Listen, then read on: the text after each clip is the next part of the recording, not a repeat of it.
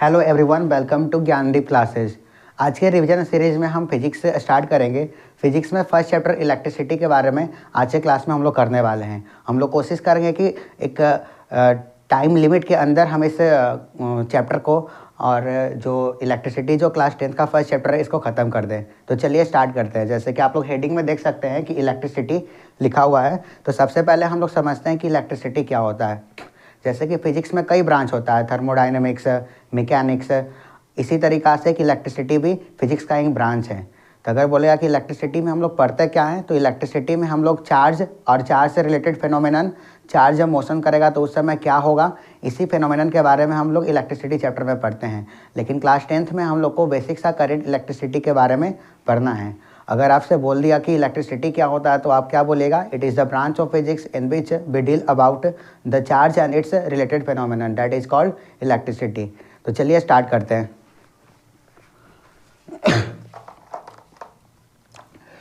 जैसे कि आप देख सकते हैं कि दुनिया में कोई भी चीज़ है वो किसी न किसी मैटर से बना हुआ है, और मैटर एटम से बना हुआ है। और एटम का जो फंडामेंटल पार्टिकल्स है इलेक्ट्रॉन, प्रोटॉन और न्यूट्रॉन। इलेक्ट्रॉन पर चार्ज नेगेटिव होता है, प्रोटॉन पर चार्ज पॉजिटिव होता है, और न्यूट्रॉन पर चार्ज नहीं होता है, ज़ीरो होता है। कहने का मतलब है, और हम लोग ये भी जानते हैं कि जो न्यूट्रॉन, जैसे कोई एटम है तो एटम में का जो न्यूक्लियस होता है इसमें हमको प्रोटॉन और न्यूट्रॉन दोनों देखने को मिलेगा। प्रोटॉन तो न्यूक्लियस में हिल रहेगा तो ये बाहर तो आ नहीं सकता है, तो इसके आउटर मोस्ट ऑर्बिट में हमको पता है कि इलेक्ट्रॉन ही रहता है। इलेक्ट्रॉन ही वो चार्ज पार्टिकल्स है जिसके कारण किसी भी बॉडी में चार्ज क्रिएट होता है। अगर किसी भी बॉडी से अगर हम उससे इलेक्ट्रॉन निकाल लेंगे तो जैसे कि मान लेते हैं कि कोई सोडियम एटम है, सोडियम का एटॉमिक नंबर 11 होता है। कहने का मतलब कि इसमें टोटल नंबर ऑफ इलेक्ट्रॉन भी 11 होगा और टोटल नंबर ऑफ प्रोटॉन भी 11 होगा। प्रोटॉन तो न्यूक्लियस के अंदर हिल्ड है। अगर किसी भी तरीक़ा से क्या इलेक्ट्रॉन ही ट्रांसफ़र हो सकता है। अगर मान लेते हैं कि इससे एक इलेक्ट्रॉन निकल गया, अगर इससे एक इलेक्ट्रॉन निकलेगा तब इसमें 10 ही इलेक्ट्रॉन बचेगा और इसमें 11 का 11 प्रोटॉन रहेगा। मतलब कि इस पर नेट चार्ज कितना आ जाएगा? 10 इलेक्ट्रॉन प्लस 10 प्रोटॉन। एक इलेक्ट्रॉन पर एक चार्ज होगा तो 10 इलेक्ट्रॉन पर -10 होगा, प्लस सॉरी यहाँ पे 11 होगा, 11 इक्वल टू +1। मतलब कि अगर किसी भी बॉडी से इलेक्ट्रॉन निकलता है तो उस पर चार्ज पॉजिटिव आ जाता है, और जिस बॉडी में इलेक्ट्रॉन जाएगा उसमें चार्ज नेगेटिव आ जाएगा। कहने का मतलब क्या है कि ट्रांसफ़र ऑफ इलेक्ट्रॉन के वजह से ही किसी भी बॉडी में चार्ज या तो पॉजिटिव होगा नहीं तो नेगेटिव होगा। जिस बॉडी में इलेक्ट्रॉन जाएगा उस बॉडी में चार्ज नेगेटिव हो जाएगा, और जिस बॉडी से चार्ज गया उस बॉडी में चार्ज पॉजिटिव हो जाएगा। तो कहने का मतलब क्या है? देख सकते हैं कि charge is the fundamental property of matter. किसी भी मैटर का चार्ज फंडामेंटल प्रॉपर्टी होता है। हमको पता है कि दुनिया में दो चार्ज हमको देखने को मिलते हैं, एक पॉजिटिव चार्ज और एक नेगेटिव चार्ज। अगर आपको पॉजिटिव चार्ज क्रिएट करना है तो मान लेते हैं कि एक ग्लास रॉड है, मान लेते हैं कि ये ग्लास रॉड है और ये मेरे पास सिल्क का कपड़ा है। अगर दोनों में रब कीजिएगा तो ग्लास रॉड पर सिल्क का कपड़ा से कुछ जैसे ग्लास रॉड है, ग्लास रॉड से कुछ इलेक्ट्रॉन सिल्क का कपड़ा पर आ जाएगा। मतलब ग्लास रॉड से कुछ इलेक्ट्रॉन निकल गया, मतलब कि ग्लास रॉड पर पॉजिटिव चार्ज आ जाएगा और सिल्क के कपड़ा पर नेगेटिव चार्ज आ जाएगा। सिमिलरली अगर मान लेते हैं कि इबोनाइट रॉड है, इबोनाइट रॉड को अगर हम वुलन क्लॉथ से रगड़ेंगे तो इबोनाइट रॉड पर नेगेटिव चार्ज आ जाएगा। कहने का मतलब है कि वुलन क्लॉथ से कुछ इलेक्ट्रॉन ट्रांसफ़र हो जाएगा इबोनाइट रॉड पर, क्योंकि रबिंग के कारण चार्ज ट्रांसफ़र होता है from one body to another body. हाँ, दोनों का दोनों बॉडी इंसुलेटर होगा। अगर दोनों का दोनों बॉडी इंसुलेटर होगा तभी चार्ज का ट्रांसफ़र होगा। अगर दोनों का दोनों कंडक्टर है तो वहाँ पर चार्ज का ट्रांसफ़र हम नहीं कर सकते, मतलब कि रबिंग के थ्रू चार्ज हम क्रिएट नहीं कर सकते हैं कंडक्टर में। ये बस पॉसिबल है इंसुलेटर में ही। जैसे कि ग्लास रॉड को अगर हम सिल्क के कपड़ा के साथ रगड़े तो ग्लास रॉड पर से नेगेटिव चार्ज सिल्क के कपड़ा पर आ गया, जिसके कारण ग्लास रॉड में पॉजिटिव चार्ज हो गया और सिल्क के कपड़ा पर नेगेटिव चार्ज। और in case of ebonite rod, अगर इबोनाइट रॉड को वुलन क्लॉथ से हम लोग रबिंग करेंगे तो इबोनाइट रॉड पर नेगेटिव चार्ज आ जाएगा और वुलन क्लॉथ पर पॉजिटिव चार्ज। दैट मीन्स कि कुछ जो इबोनाइट रॉड पर एक्स्ट्रा इलेक्ट्रॉन आ गया होगा और वुलन क्लॉथ से उतना ही इलेक्ट्रॉन बाहर निकल गया होगा। इसके कारण हमको इबोनाइट रॉड पर नेगेटिव चार्ज देखने को मिल जाएगा और वुलन क्लॉथ पर पॉजिटिव चार्ज देखने को मिल जाएगा। और हमेशा अगर किसी भी दो बॉडी में चार्ज का ट्रांसफ़र हुआ है तो एक बॉडी में चार्ज घटेगा तो एक में बढ़ेगा। मान लेते कि इसमें 10 इलेक्ट्रॉन आ गया तो इसमें 10 इलेक्ट्रॉन घटा होगा, मतलब कि +10 चार्ज इस पर बढ़ गया होगा, इसमें -10 चार्ज इसमें आ गया होगा, मतलब कि नेगेटिव वाला। अब आगे हम लोग देख सकते हैं कि electric charge is conserved, additive and quantize. जो इलेक्ट्रिक चार्ज होता है वो कंजर्व भी होगा, एडिटिव भी होगा और क्वांटाइज भी होगा। अब देख रहे हैं कि इलेक्ट्रिक चार्ज कंजर्व का मतलब क्या होगा, एडिटिव का मतलब क्या होगा और क्वांटाइज का मतलब क्या होगा, इसके बारे में अब हम लोग समझते हैं। कंजर्व कहने कहने का मतलब है, मान लेते हैं कि कोई बॉडी है, अगर इसमें 10 इलेक्ट्रॉन था और 10 प्रोटॉन था, नेट चार्ज 0 था अभी भी। मान लेते हैं कि सेकेंड बॉडी है, इसमें 12 इलेक्ट्रॉन था, 12 प्रोटॉन था, इस पर भी नेट चार्ज 0 है, मतलब कि -10 + 10 = 0। इसमें भी -12 और +12 = 0। अगर दोनों को हम रब किए, रब्ड किए, तो रब्ड करने के बाद मान लेते हैं कि कुछ इलेक्ट्रॉन इसमें से इसमें चला गया, तो मान लेते हैं कि इसमें से 4 इलेक्ट्रॉन चला गया, मतलब इसमें 6 इलेक्ट्रॉन बचेगा और इसमें प्रोटॉन कितना बचेगा, 10 का 10 प्रोटॉन, क्योंकि प्रोटॉन तो मूव नहीं करेगा।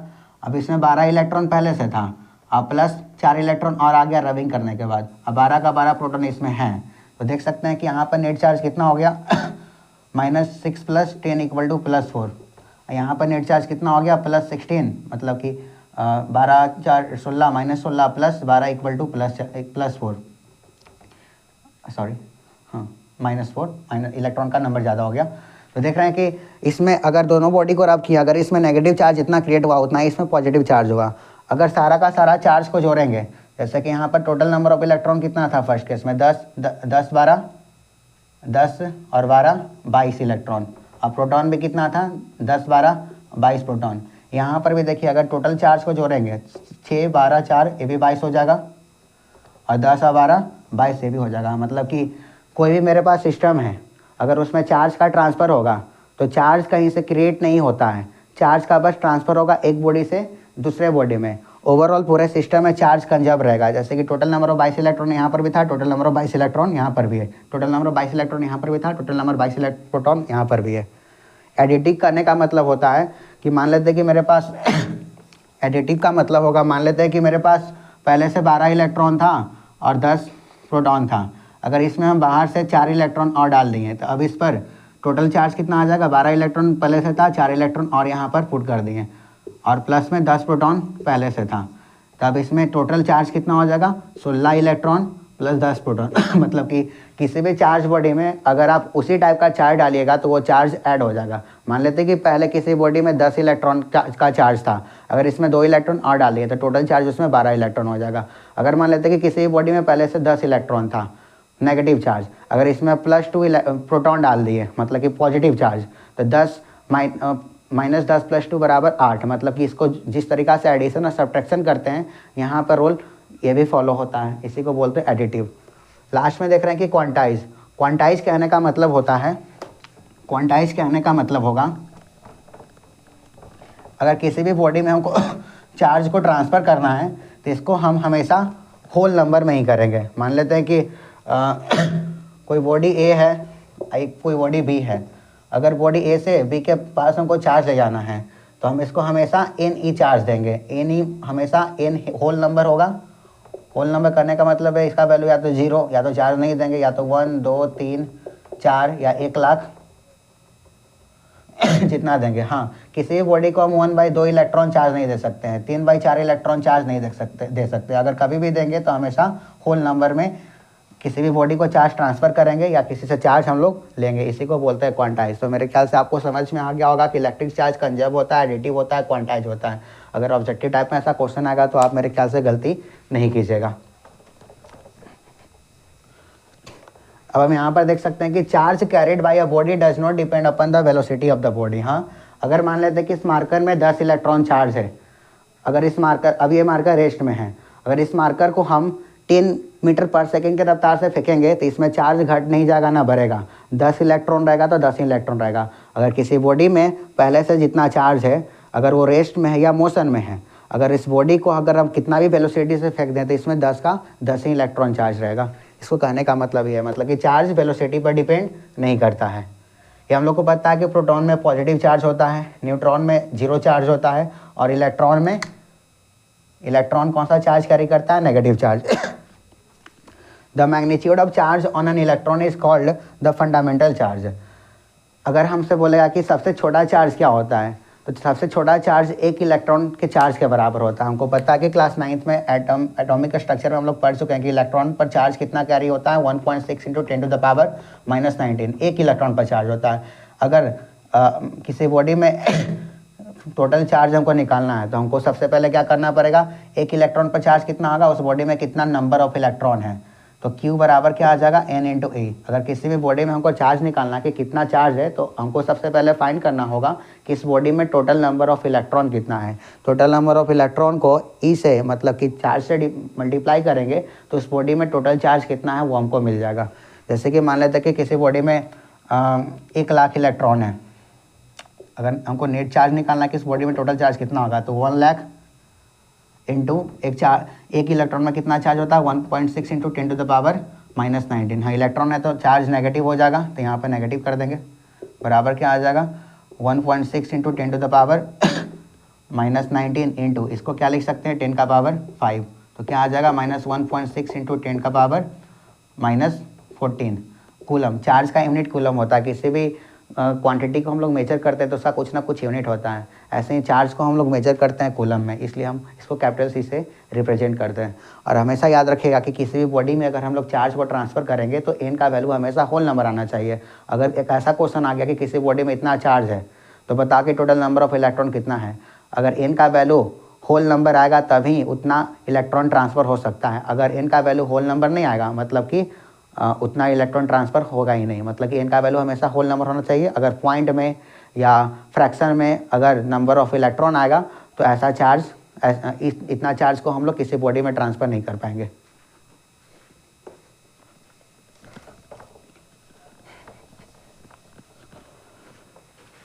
मेरे ख्याल से आपको ये भी समझ में आ गया होगा इतना coulomb charge. Conservation of charge, charge हमेशा कंजर्व रहता है। मतलब कि अगर किसी बॉडी में 10 इलेक्ट्रॉन हैं और मान लेते हैं कि यहाँ पर 10 इलेक्ट्रॉन है और 10 प्रोटॉन था, जैसे कि फर्स्ट में हम बताए थे 12 इलेक्ट्रॉन था 12 प्रोटॉन था। अगर दोनों को एक साथ लेकर आ जाएंगे 10 electron plus 12 electron 10 proton plus 12 proton, तो देख रहे हैं कि पहले जितना चार्ज था 10 से 12 22 10 12 22, total number of charge same का सेम रह गया। मतलब कि ना घटा न बढ़ा। मतलब कि चार्ज हमेशा कंजर्व रहेगा। हाँ, चार्ज को एक जगह से दूसरे जगह पर हम लोग ट्रांसफ़र कर सकते हैं, लेकिन चार्ज को ना क्रिएट कर सकते हैं ना डिस्ट्रॉय कर सकते हैं। यही कंजर्वेशन ऑफ चार्ज हम लोग को बताता है।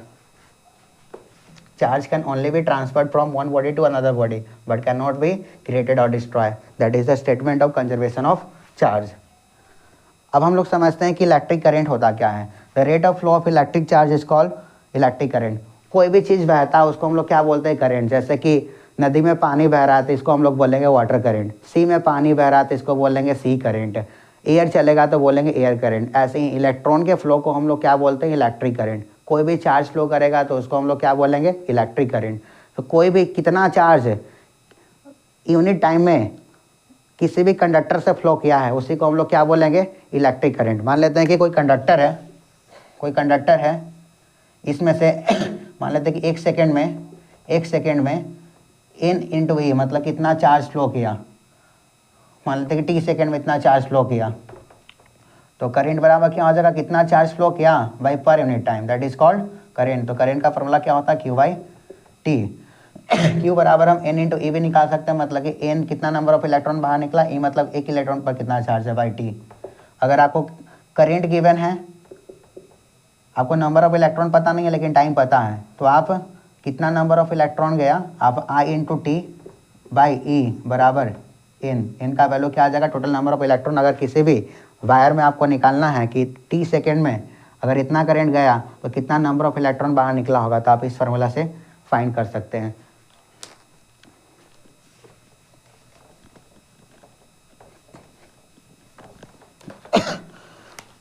तो देख सकते हैं कि electric current, the rate of flow of electric charge that is called electric current. Current का फॉर्मूला हो जाएगा Q/T बराबर, Q को हम n × E/T भी लिख सकते हैं। अब देखते हैं कि किसी कोई भी क्वांटिटी है तो इसका वो मेजर करने के लिए कुछ ना कुछ हमको यूनिट यूज करना पड़ेगा। तो इलेक्ट्रिक करंट को देखिए यहाँ पर करंट बराबर क्या होता है, टी, क्यू का क्या होता है यूनिट कूलम, और टी का क्या होता है सेकेंड, तो कूलम पर सेकेंड होता है। तो कूलम पर सेकेंड को हम लोग क्या बोलते हैं एम्पियर। एम्पियर को रिप्रेजेंट करते हैं हम लोग कैपिटल ए से। तो यहाँ पर आप लोग देख सकते हैं कि unit of electric current is ampere. हम लोग इलेक्ट्रिक करंट का यूनिट क्या लेते हैं एम्पियर। और एम्पियर कैसा क्वांटिटी है, स्केलर क्वांटिटी है। ऐसे तो ये ना स्केलर क्वांटिटी है ना वेक्टर क्वांटिटी, ये टेंसर क्वांटिटी है। लेकिन क्लास 10th में अगर आपसे बोलेगा कि व्हाट इज द मतलब कि करंट का कैसा क्वांटिटी होगा, स्केलर है या वेक्टर है, तो हमेशा स्केलर क्वांटिटी बताइएगा। 1 मिली एम्पियर बराबर कितना एम्पियर करंट हो जाएगा, 10 का power minus 3 ampere. 1 micro ampere बराबर कितना करंट हो जाएगा, 10 to the power minus 6 ampere. अब समझते हैं कि जो वायर है, वायर के थ्रू करंट जो फ्लो करता है ना, उस करंट का डायरेक्शन क्या होगा और इलेक्ट्रॉन का डायरेक्शन क्या होगा। चलिए एक सर्किट बनाते हैं। मान लेते हैं कि एक सर्किट है, यहाँ पर हम बल्ब लगा दे रहे हैं, स्विच लगा दे रहे हैं, यहाँ पर स्विच क्लोज है ताकि करंट फ्लो करे, बैटरी लगा दिए।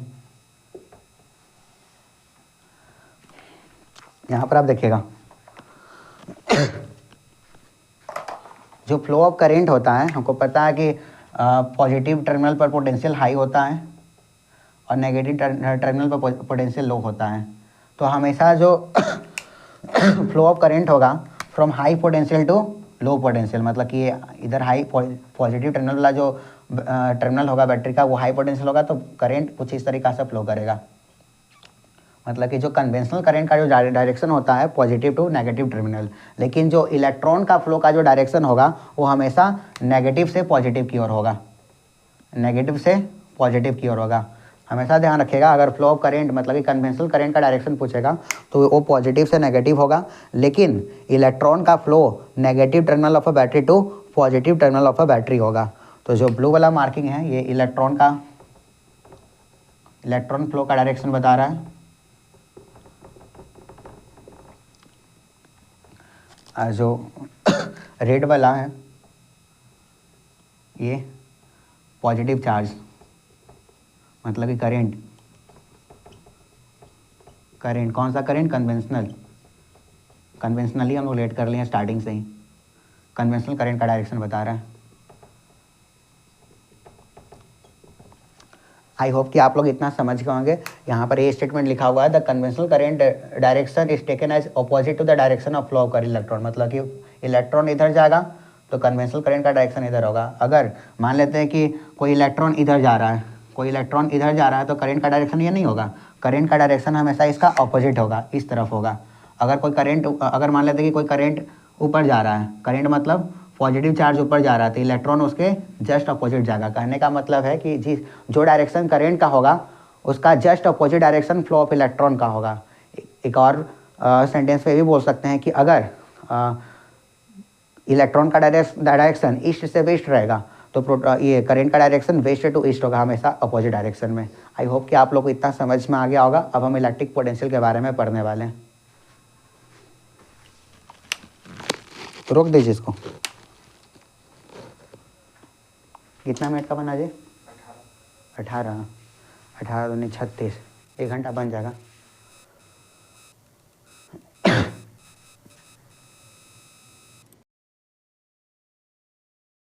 अब electric potential and potential difference के बारे में अब हम लोग पढ़ते हैं। सबसे पहले समझते हैं कि इलेक्ट्रिक पोटेंशियल होता क्या है। डिफिनेशन में अगर देखें, the work done on bringing a unit positive charge from infinity to a point in an electric field is called electric potential. तो यहाँ पर देख रहे हैं कि 2-3 टर्म है जो कि समझने में थोड़ा सा तकलीफ हो सकता है। Electric field, unit positive charge और इन्फिनिटी से एक पॉइंट तक। तो सबसे पहले हम समझते हैं कि इलेक्ट्रिक फील्ड होता क्या है। अगर कोई भी चार्ज हम कहीं पर रखते हैं तो उसके चारों तरफ एक फील्ड बनता है, उस फील्ड को हम लोग इलेक्ट्रिक फील्ड बोलते हैं। इलेक्ट्रिक फील्ड उतने रीजन को बोलेंगे जहाँ तक उस चार्ज के वजह से इलेक्ट्रिक फोर्स एक्सपीरियंस होगा। We already know about that if the 2 charge are come near to each other they tense force on each other. अगर 2 चार्ज है एक दूसरे के नज़दीक है तो एक दूसरे पर वो फोर्स लगाता है, उस फोर्स को हम लोग कूलम्बिक फोर्स ऑफ अट्रैक्शन बोलते हैं। सिमिलरली मान लेते हैं कोई क्यू चार्ज है, यहाँ पर रखा हुआ है क्यू चार्ज, इसके चारों तरफ फील्ड बनता है। इस फील्ड के अंदर अगर किसी भी चार्ज को हम ले जाएंगे तो उस पर ये भी फोर्स, मान लेते हैं कि पॉजिटिव चार्ज है और कोई भी यूनिट पॉजिटिव चार्ज यहाँ पर लेकर आ गए तो इस पर फोर्स लगाएगा। और ये भी चार्ज पॉजिटिव है, ये भी चार्ज पॉजिटिव है, तो दोनों कैसा फोर्स लगाएगा, रिपल्सिव फोर्स। तो डिफिनेशन में ये बोल रहा है कि the work done on bringing a unit positive charge from infinity to a point in an electric field.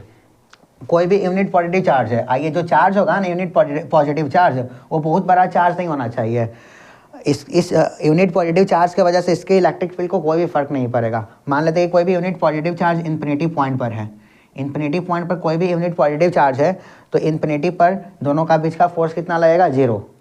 अगर इस चार्ज को हम उठा करके यहाँ पर लेकर गए, तो अगर यहाँ से यहाँ पर हम लेकर जा रहे होंगे तो ये चार्ज इस पर रिपल्सिव फोर्स लगा रहा होगा, लेकिन फिर भी हम वहाँ पर लेकर चले गए हैं। ये चार्ज तो खुद से गया है नहीं होगा, कोई ना कोई बाहर से एक्सटर्नल फोर्स लगा होगा। जैसे कि हम ही चार्ज को यहाँ से यहाँ पर लेकर गए, तो हम कुछ ना कुछ फोर्स लगाए तो हमने ये चार्ज यहाँ पर पहुँचा, और फोर्स लगाए तो ये यहाँ पर चार्ज पहुँचा, तो कुछ ना कुछ डिस्टेंस ट्रेवल किया, मतलब कि कुछ ना कुछ डिस्प्लेसमेंट हुआ। तो जहाँ पर फोर्स लगाएंगे और डिस्प्लेसमेंट होगा तो यहाँ पर कुछ ना कुछ वर्क डन होगा। तो कहने का मतलब क्या है, कोई भी यूनिट पॉजिटिव चार्ज इन्फिनिटी से इलेक्ट्रिक फील्ड के अंदर जाएगा तो कोई ना कोई एक्सटर्नल फोर्स लेकर गया होगा, और वो एक्सटर्नल फोर्स कुछ ना कुछ वर्क डन किया होगा। कितने पर वर्क डन किया होगा, इस यूनिट पॉजिटिव चार्ज को ले जाने के लिए। तो इसी को हम लोग इलेक्ट्रिक पोटेंशियल बोलते हैं। तो अगर मान लेते हैं कि हम यहाँ से यहाँ पर ले जाने में W फोर्स, ये W वर्क डन किए, कितना चार्ज को ले गए, Q चार्ज को ले गए, तो यहाँ का इलेक्ट्रिक पोटेंशियल क्या हो जाएगा, W/Q। तो यहाँ पर देख सकते हैं कि the work done on bringing a unit positive charge from infinity to a point in an electric field is called the electric potential. मतलब कि कोई भी यूनिट पॉजिटिव चार्ज है, अगर इसको इनफाइनाइट से इलेक्ट्रिक फील्ड के किसी एक पॉइंट पर ले जाएंगे, उस पॉइंट पर ले जाने में हम जितना वर्क डन किए और जितने चार्ज को ले गए थे, उसी को हम लोग इलेक्ट्रिक पोटेंशियल बोलते हैं। पोटेंशियल डिफरेंस क्या होता है, potential difference is the work done in bringing a unit positive charge from one point to another point. Potential difference, मान लेते हैं कि यहाँ पर कुछ ना कुछ पोटेंशियल होगा, मान लेते हैं कि V1 पोटेंशियल होगा, क्योंकि पोटेंशियल डिफरेंस को हम लोग V से रिप्रेजेंट करते हैं। मान लेते हैं कि यहाँ पर V1 होगा, यहाँ पर V2 होगा। हमको पता है कि यहाँ से नज़दीक है डिस्टेंस, यहाँ से डिस्टेंस थोड़ा दूर है, तो यहाँ पर ज़्यादा फोर्स वर्क डन करना पड़ेगा, यहाँ पर कम वर्क डन करना पड़ेगा। तो यहाँ पर पोटेंशियल कुछ और होगा, इस पॉइंट पर पोटेंशियल कुछ और होगा। तो कोई भी चार्ज पहले यहाँ पर था, यहाँ से यहाँ पर लेकर गए, तो दोनों का बीच का जो पोटेंशियल डिफरेंस होगा, इसी को हम लोग क्या बोलेंगे, इलेक्ट्रिक पोटेंशियल डिफरेंस। मान लेते हैं कि यहाँ पर कुछ होगा 20 वोल्ट, हम लोग पोटेंशियल डिफरेंस को वोल्ट से मेजर करते हैं, यहाँ पर मान लेते हैं कि होगा 30 वोल्ट। तो दोनों का बीच का पोटेंशियल डिफरेंस कितना आ जाएगा, V2 - V1 equal to 30 - 20 equal to 10 volt आ जाएगा। तो आप समझ सकते हैं कि the potential difference is the work done in bringing a unit positive charge from one point to another in an electric field. It is denoted by V। इसी को बोलते हैं इलेक्ट्रिक पोटेंशियल डिफरेंस। इसको हम लोग डिनोट करते हैं capital V से। ऐसा unit of potential difference is volt. जैसे कि फोर्स का ऐसा यूनिट न्यूटन होता है, सिमिलरली अगर पोटेंशियल डिफरेंस हमको मेजर करना है तो उसको हम लोग वोल्ट में मेजर करते हैं। इलेक्ट्रिक पोटेंशियल डिफरेंस को हम लोग क्या बोल सकते हैं, इलेक्ट्रिक पोटेंशियल एनर्जी। मतलब यहाँ पर कितना इलेक्ट्रिक पोटेंशियल एनर्जी, मतलब कि यहाँ से इनफाइनाइट से यहाँ पर ले जाने में हमको कितना वर्क डन करना पड़ा, डिवाइडेड बाय कितना चार्ज हम लेकर गए हैं। इसी को क्या बोल सकते हैं, work done by per unit charge, that is V equal to W/Q। तो हम बोल सकते हैं कि अगर हमको किसी भी पॉइंट का इलेक्ट्रिक पोटेंशियल निकालना है, तो वहाँ पर चार्ज को ले जाने में कितना वर्क डन किए और कितना चार्ज को ले गए थे, तो W/Q से हम उस पॉइंट का इलेक्ट्रिक पोटेंशियल निकाल सकते हैं। अब आप बोलिए कि सर हम कैसे पता करते हैं कि कहाँ पर कितना इलेक्ट्रिक पोटेंशियल है, कहाँ पर कितना वोल्टेज है, कहाँ पर कितना वोल्ट है। तो इसको मेजर करने के लिए हम एक इंस्ट्रूमेंट का, डिवाइस का यूज करते हैं। उस डिवाइस का नाम है वोल्ट मीटर। सिमिलरली अगर हमको वायर में करंट, जैसे कि वायर में फ्लो कर रहा है, अगर वायर में हमको पता करना है कि कितना एम्पीयर का करंट फ्लो कर रहा है, तो इसके लिए हम लोग एमीटर का यूज़ करते हैं। जैसे कि आप लोग यहाँ पर समझ सकते हैं।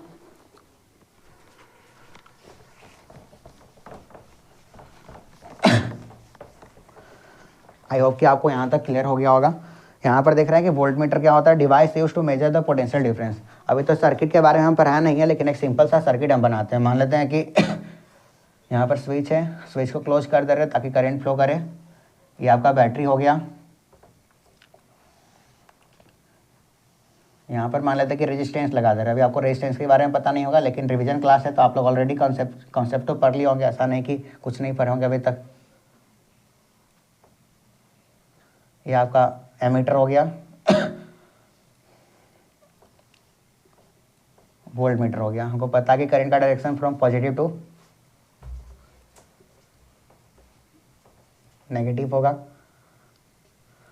देख रहे हैं कि ये वोल्ट मीटर है या मीटर है। वोल्ट मीटर को हमेशा, अगर मान लेते हैं कि हमको यहाँ पर इसमें इस वायर में कितना वोल्टेज है, अगर मान लेते हैं कि हमको यहीं पर मेजर करना है, तो हम वोल्ट मीटर को हमेशा पैरेलल में कनेक्ट करेंगे, मतलब कि इन टू इन नहीं करेंगे। जिस पॉइंट के बीच में हमको पोटेंशियल डिफरेंस निकालना है, ये दोनों पॉइंट का बीच, मतलब एक तरफ पॉजिटिव रहेगा, एक तरफ नेगेटिव रहेगा। सिमिलरली मान लेते हैं कि इस रेजिस्टेंस में कितना वोल्टेज है, हमको मेजर करना है, तो एक वायर इस तरफ कनेक्ट करेंगे, एक वायर इस तरफ कनेक्ट करेंगे। देख रहे हैं कि ये इससे पैरेलल है ना, तो इस कॉम्बिनेशन को हम लोग पैरेलल कॉम्बिनेशन बोलेंगे। और वोल्ट मीटर को हम लोग हमेशा पैरेलल में कनेक्ट करते हैं जहाँ पर हमको वोल्टेज मेजर करना है। लेकिन यहाँ पर एमीटर देख रहे हैं कि एमीटर में एक तार इधर से कनेक्ट कर दी है, एक वायर इधर से कनेक्ट कर दी है, तो इस कॉम्बिनेशन को हम लोग क्या बोलेंगे, सीरीज कॉम्बिनेशन। तो एमीटर को हम लोग हमेशा सीरीज में लगाते हैं और वोल्ट मीटर को हम लोग हमेशा पैरेलल में लगाते हैं। और जो वोल्ट मीटर का जो रेजिस्टेंस होता है, जो वोल्ट मीटर का जो रेजिस्टेंस होता है वो लगभग बहुत ज़्यादा होता है, हाई, इनफाइनाइट भी बोल सकते हैं। लेकिन जो एमीटर का जो रेजिस्टेंस होता है वो बहुत बहुत बहुत कम होता है, निग्लिजिबल बोल सकते हैं, ना के बराबर बोल सकते हैं। क्योंकि अगर एमीटर में अगर रेजिस्टेंस ज़्यादा होगा तो करंट आगे फ्लो ही नहीं करेगा, क्योंकि रेजिस्टेंस ज़्यादा रहेगा तो करंट को तो रोक लेगा, तो आगे फ्लो ही नहीं करेगा। और वोल्ट मीटर को पैरेलल से लगाए ताकि किसी भी हाई रेजिस्टेंस को अगर पैरेलल में लगाते हैं तो उसका रेजिस्टेंस को और घटा देता है पैरेलल कॉम्बिनेशन में।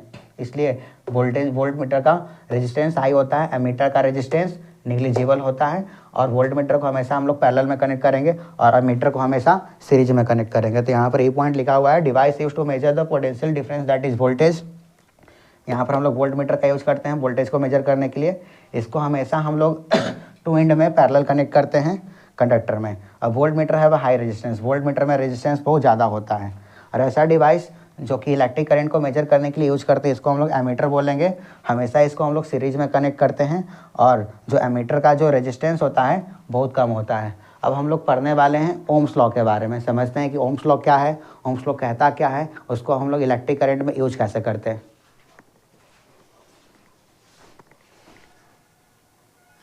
अब हम ओम्स लॉ के बारे में स्टार्ट करते हैं, समझते हैं कि ओम्स लॉ बोलता क्या है। तो स्टेटमेंट क्या पहले लिखा हुआ है इसके बारे में पढ़ लेते हैं। Ohm's law. This states that the current flowing through a conductor is directly proportional to the potential difference across the end of the conductor provided conditions such as temperature are kept constant। कहने का मतलब है कि कोई भी conductor है, मान लेते हैं कि यहाँ पर हम एक सर्किट बनाते हैं, यहाँ पर रेजिस्टेंस लगा दिए, मतलब कुछ ना कुछ डिवाइस लगा दिए। अगर यहाँ पर 10 वोल्ट का वोल्टेज सप्लाई किए तो मान लेते हैं कि यहाँ से 1 एम्पियर का करंट जा रहा है। अगर इसको 20 वोल्ट हम लोग कर देंगे तो करंट भी क्या हो जाएगा, बढ़ जाएगा, बढ़कर 2 एम्पियर हो जाएगा। अगर वोल्टेज को 30 वोल्टेज, अगर इस सर्किट में हम वोल्टेज को बढ़ा करके 30 वोल्ट कर दें तो करंट भी बढ़ करके 3 एम्पियर हो जाएगा। अगर 40 वोल्ट कर दें तो करंट बढ़कर 4 एम्पियर हो जाएगा। तो कहने का मतलब है कि किसी भी सर्किट में अगर हम लोग वोल्टेज बढ़ाएंगे तो सर्किट में करंट भी क्या बढ़ता है, मतलब कि current is directly proportional to the voltage और voltage is directly proportional to the current. मतलब कि अगर सर्किट में अगर हमको करंट बढ़ाना है तो अगर हम वोल्टेज को बढ़ा देंगे तो सर्किट में करंट भी बढ़ जाएगा।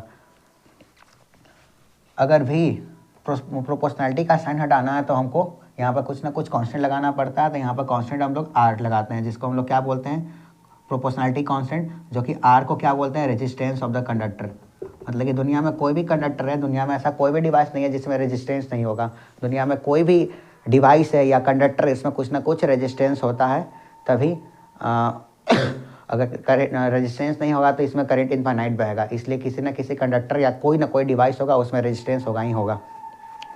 तो यहाँ पर आप लोग समझ सकते हैं कि Ohm's law this state that the current flowing through a conductor is directly proportional to the potential difference. मतलब कि किसी भी सर्किट में कितना करंट फ्लो कर रहा है वो क्या चीज़ पर डिपेंड करेगा, पोटेंशियल डिफरेंस पर। हाँ, अगर इस एक्सपेरिमेंट को खींचेगा तो टेम्परेचर कांस्टेंट होना चाहिए, क्योंकि एक टेम्परेचर के बाद अगर हम 100 डिग्री सेल्सियस से ऊपर टेम्परेचर पर अगर इस एक्सपेरिमेंट को करेंगे तो हमको कुछ वेरिएशन देखने को मिलेगा। इसके बारे में हम लोग हायर क्लासेज में पढ़ेंगे। तो देख सकते हैं कि करंट डायरेक्टली प्रोपोर्शनल टू आई, अगर करंट बढ़ाएंगे तो वोल्टेज बढ़ेगा, अगर वोल्टेज बढ़ाएंगे तो करंट बढ़ेगा। तो V बराबर R इंटू वाई। अगर प्रोपोर्शनलिटी का साइन हटाना है तो यहाँ पर हमको कांस्टेंट लगाना पड़ेगा, जो कि हम पहले से ही पढ़ते आ रहे हैं। तो R को हम लोग क्या बोलते हैं, कांस्टेंट प्रोपोर्शनलिटी है, जिसको हम लोग रेजिस्टेंस बोलते हैं। इस वायर का रेजिस्टेंस बोलेंगे।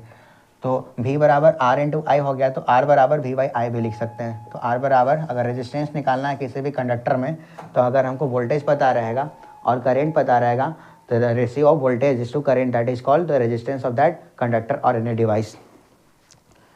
तो यहाँ पर देख सकते हैं कि R is proportionality constant called the resistance of a conductor. अगर हम ग्राफ बनाते हैं करेंट और वोल्टेज का, मान लेते हैं कि हम यहाँ पर ग्राफ बनाते हैं, पर वाई एक्सिस है, इधर एक्स एक्सिस है। मान लेते हैं कि इधर हम मतलब वोल्टेज करते हैं 10 volt, 20 volt, 30 volt, 40 volt, 50 volt. यहाँ पर करंट 1 एम्पियर हो गया, 2 एम्पियर, 3 एम्पियर, 4 एम्पियर, 5 एम्पियर। अगर तब जब 10 वोल्ट हम लोग करंट दे रहे थे तो करंट कितना जा रहा था, 1 एम्पियर। मतलब कि यहाँ पर आ जाएगा वोल्टेज को 20 किए तो करंट भी कितना हो गया, 2 एम्पियर। यहाँ पर आ जाएगा वोल्टेज को 30 किए तो करंट कितना हो गया, 3 एम्पियर सॉरी। वोल्टेज को 40 किए तो करंट कितना हो गया, 4 एम्पियर। अगर इसको मिलाएंगे तो हम देखेंगे कि एक स्ट्रेट लाइन बन रहा है एक स्ट्रेट लाइन बन रहा है। अगर इसका स्लोप अगर हम लोग फाइंड करेंगे तो स्लोप कैसे फाइंड करते हैं, यहाँ पर कुछ ना कुछ एंगल थीटा बनेगा। तो tan थीटा बराबर क्या होता है, परपेंडिकुलर बाई बेस। तो tan थीटा को हम लोग क्या बोलते हैं, जो यहाँ पर थीटा बनेगा tan थीटा को हम लोग रेजिस्टेंस बोलते हैं। तो P परपेंडिकुलर ये डिस्टेंस, ये किसके बराबर है, ये किसके बराबर है, करंट के बराबर। ये किसके बराबर है, सॉरी हाँ सही है मतलब कि अगर वोल्टेज और करंट का हम लोग ग्राफ बना है तो इसका जो स्लोप है हम हमेशा हमको क्या देगा, रेजिस्टेंस। क्या देगा, रेजिस्टेंस। मतलब कि tan थीटा बराबर रेजिस्टेंस V बाई आई आ जाएगा।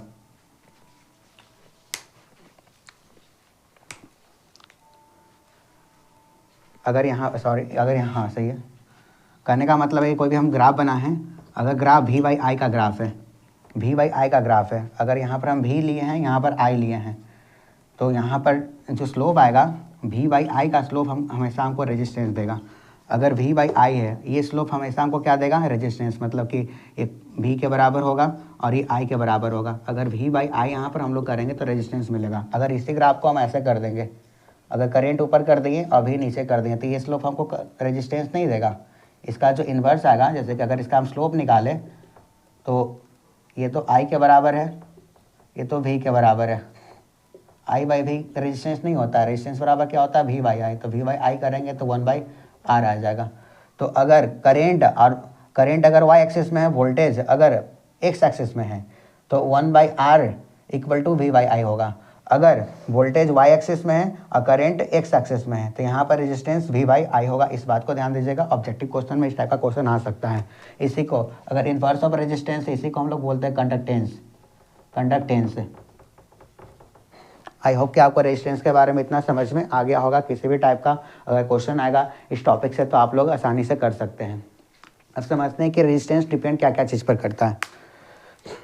तो सबसे पहले हम अभी जस्ट बताएं कि resistance of a conductor is defined as the ratio of potential difference V across its the current I flowing through the it. करने का मतलब है R जो होता है रेजिस्टेंस होता है, वोल्टेज और करंट का रेशियो होता है।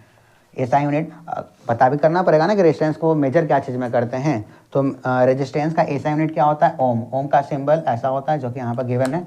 ओम को हम लोग ऐसे रिप्रेजेंट करते हैं। 1 किलो ओम बराबर 10 का पावर 3 ओम हो जाएगा।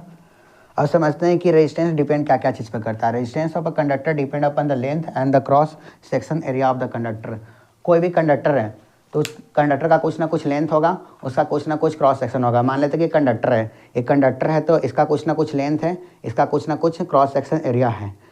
तो अब समझते हैं कि किस तरीक़ा से रेजिस्टेंस कंडक्टर के लेंथ और क्रॉस सेक्शन एरिया पर डिपेंड करेगा।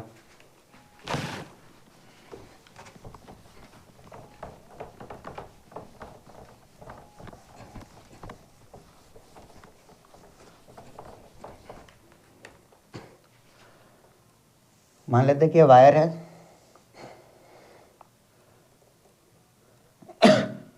और ये भी वायर है, दोनों का क्रॉस सेक्शन एरिया बराबर है, लेकिन एक का लेंथ बड़ा है, एल का लेंथ इसका थोड़ा छोटा है एज कम्पेयर टू दिस। तो resistance is directly proportional to length. मतलब कि जिस वायर का लेंथ ज़्यादा होगा उसका रेजिस्टेंस ज़्यादा होगा। क्यों? क्योंकि यहाँ पर देखिए अगर इम्प्योरिटीज़ है, इम्प्योरिटीज़ ही तो रेजिस्टेंस बनता है, करंट को रोकता है जाने के लिए।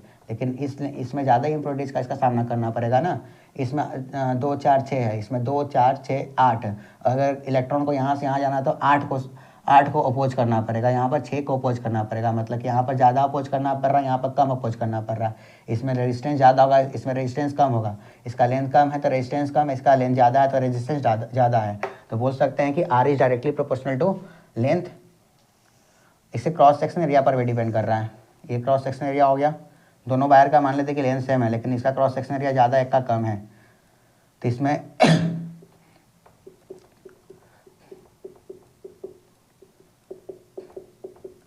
अब इससे जो इलेक्ट्रॉन निकलेगा, इसका क्रॉस सेक्शन एरिया ज़्यादा है तो एक बार में बहुत सारा इलेक्ट्रॉन निकल सकता है, लेकिन इसका क्रॉस सेक्शन एरिया कम है तो इसमें से थोड़ा सा इलेक्ट्रॉन एक बार में जा सकता है। कहने का मतलब अगर पाइप मोटा है तो पानी एक बार में बहुत ज़्यादा प्रेशर के साथ बाहर निकलेगा, पाइप पतला है तो कम कम पानी धीरे धीरे निकलेगा। मतलब कि जिसमें इलेक्ट्रॉन का फ्लो ज़्यादा होगा इसमें करंट ज़्यादा फ्लो करेगा आसानी से, जिसमें क्रॉस सेक्शन एरिया कम होगा इसमें इलेक्ट्रॉन ज़्यादा एक टाइम में ज़्यादा फ्लो नहीं कर पाएगा। तो जहाँ पर करंट आसानी से फ्लो करता है उस कंडक्टर में रेजिस्टेंस कम होता है, और जहाँ पर करंट को फ्लो करने में दिक्कत होता है उसमें रेजिस्टेंस ज़्यादा होगा।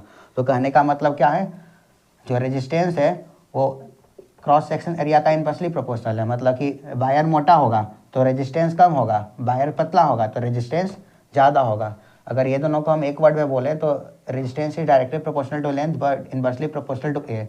अगर प्रोपोर्शनलिटी का साइन हटाना है तो यहाँ पर हम लोग कांस्टेंट लगाएंगे L/A। इसी कांस्टेंट को हम लोग क्या बोलते हैं, रेजिस्टिविटी।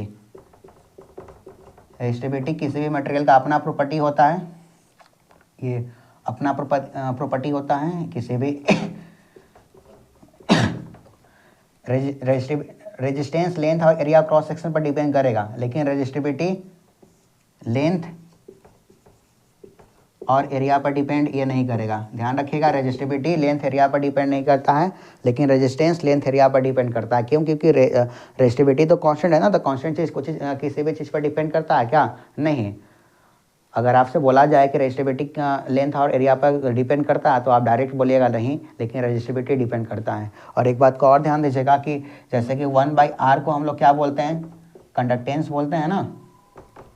सिमिलरली 1/ रेजिस्टिविटी को हम लोग क्या बोलते हैं, कंडक्टिविटी। मतलब कि जिसका रेजिस्टिविटी जितना कम होगा वो इतना अच्छा कंडक्टर होगा। और सिमिलरली हम लोग बोल सकते हैं जिस कंडक्टर का रेजिस्टेंस जितना कम होगा वो उतना अच्छा कंडक्टर होगा। तो रेजिस्टेंस के अकॉर्डिंग ही हम लोग अलग अलग सब्सटेंस को 3 पार्ट में डिवाइड कर देंगे। एक को बोलते हैं कंडक्टर, एक को बोलते हैं इंसुलेटर और एक को बोलते हैं सेमीकंडक्टर। अब इसके बारे में हम लोग स्टडी करने वाले हैं।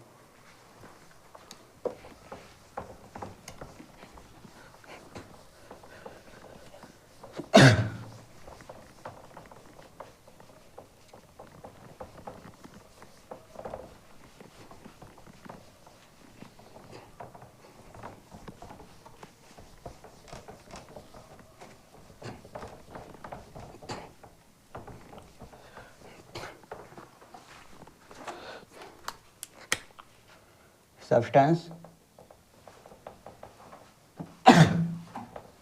या तो कंडक्टर होगा,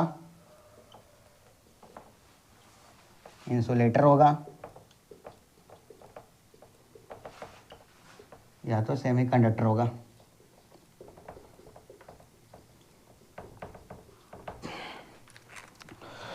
जो कंडक्टर होगा इसका जो रेजिस्टेंस होगा बहुत कम होगा, ना के बराबर, निग्लिजिबल। जिसका रेजिस्टेंस कम है इसके थ्रू करंट आराम से फ्लो कर सकता है, करंट फ्लो इजली। और जिसके थ्रू करंट फ्लो इजली करता है उसको हम लोग क्या बोलते हैं, गुड कंडक्टर। मतलब कि जो इलेक्ट्रिसिटी को कंडक्ट करे, जैसे कि मैक्सिमम मेटल, सारा का सारा all metal are good conductor, but silver best होता है। नॉन मेटल का बात करें तो नॉन मेटल में ग्रेफाइट, नॉन मेटल होते हुए भी ये इलेक्ट्रिसिटी को कंडक्ट करता है। इसके बारे में आप केमिस्ट्री में कार्बन एंड इट्स कंपाउंड में पढ़ेगा कि क्यों कंडक्ट करता है। हाँ, एक बात और ध्यान रखिएगा कि अगर कंडक्टर का टेम्परेचर हम लोग बढ़ाएंगे, अगर टेम्परेचर बढ़ाएंगे कंडक्टर का तो इसका रेजिस्टेंस क्या हो जाएगा, बढ़ जाएगा। मतलब ये कंडक्टर को हीट करेंगे तो इसमें रेजिस्टेंस बढ़ जाएगा। इंसुलेटर का बात हम लोग कर रहे थे, इंसुलेटर में जो रेजिस्टेंस होता है बहुत ज़्यादा होता है, इतना ज़्यादा होता है कि करंट को फ्लो ही नहीं करने देता है, इसलिए इसमें करंट फ्लो नहीं करता है इसलिए बैड कंडक्टर होगा, मतलब कि जो करंट को फ्लो करने ही ना दे। तो लगभग नॉन मेटल इसका एग्जाम्पल हो गया, एक्सेप्ट ग्रेफाइट,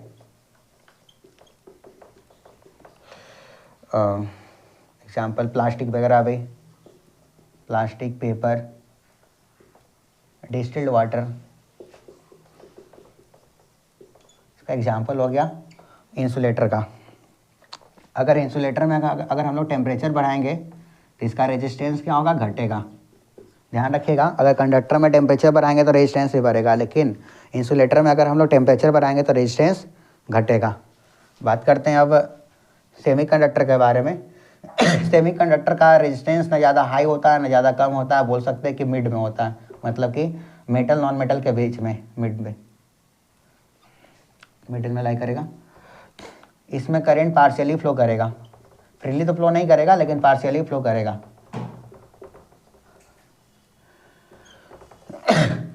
ना बैड होता है ना गुड होता है, मतलब कि दोनों के बीच में आएगा, ना इधर कंडक्ट करेगा, लिखते हैं कंडक्ट इलेक्ट्रिसिटी पार्शियली।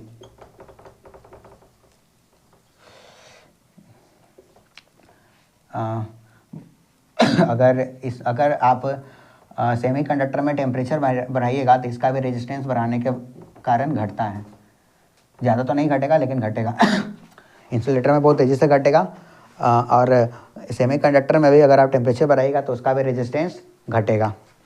तो आई होप कि आपको इतना समझ में आ गया होगा। अब हम पढ़ते हैं कि जो रेजिस्टेंस होता है इसका अलग अलग कॉम्बिनेशन, जैसे कि दो कॉम्बिनेशन हम लोग को पढ़ना है, सीरीज कॉम्बिनेशन और पैरेलल कॉम्बिनेशन। समझेंगे कि सीरीज कॉम्बिनेशन में अलग अलग रेजिस्टेंस में करंट क्या होता है, वोल्टेज क्या होता है, पैरेलल कॉम्बिनेशन में अलग अलग रेजिस्टेंस में करंट क्या होता है और वोल्टेज क्या होता है। चलिए स्टार्ट करते हैं।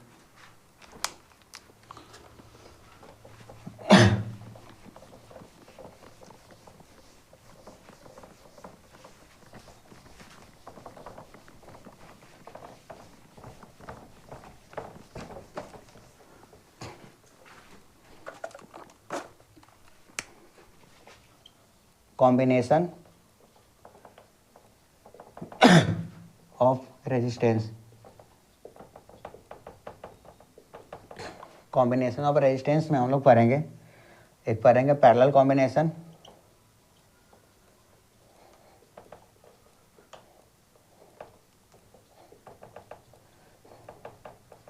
और एक पढ़ेंगे हम लोग सीरीज कॉम्बिनेशन।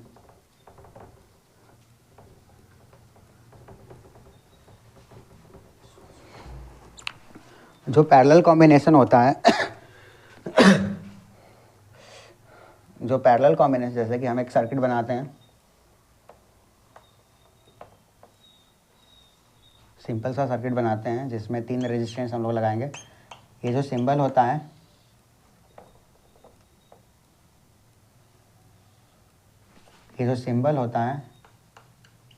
इसका मतलब होता है रेजिस्टेंस। ये जो सिंबल होगा क्लोज स्विच, ये जो सिंबल होगा ओपन स्विच, ये जो सिंबल होगा सेल,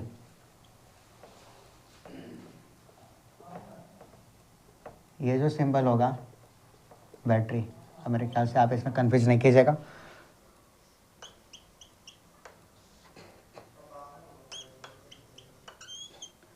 अगर मान लेते हैं कि इसमें R1 रेजिस्टेंस है, इसमें R2 रेजिस्टेंस है, इसमें R3 रेजिस्टेंस है, मान लेते हैं कि भी वोल्ट का बैटरी लगा हुआ है, तो इसमें कुछ ना कुछ करंट आ ही जाएगा। इसमें कुछ ना कुछ करंट आई जाएगा। इस ध्यान रखेगा कि पैरेलल कॉम्बिनेशन में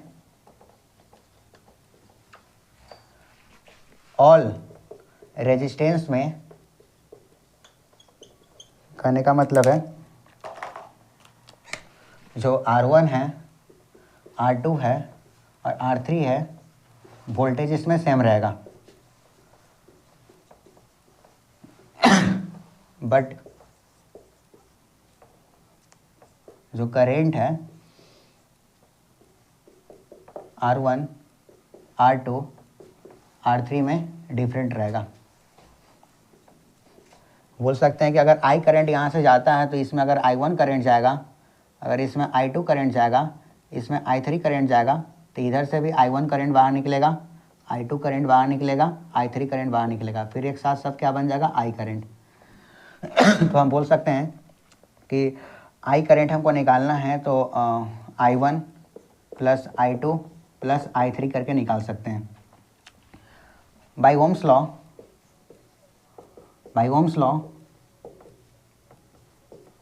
हम लोग बोल सकते हैं कि करंट बराबर क्या होता है, V/R। तो पूरे सर्किट में करंट कितना है, I। तो अगर हम लोग चाहेंगे कि तीनों रेजिस्टेंस हटा करके एक सिंगल रेजिस्टेंस बना दें, मतलब कि यहाँ पर जो 3 रेजिस्टेंस लगा हुआ है, यहाँ पर बैटरी का तो वोल्टेज सेम रहेगा, इसको तो चेंज नहीं करेंगे। तीनों को हटा करके अगर हम लोग एक सिंगल रेजिस्टेंस लगाना चाहेंगे तो इसी को क्या बोलते हैं, इक्विवेलेंट रेजिस्टेंस।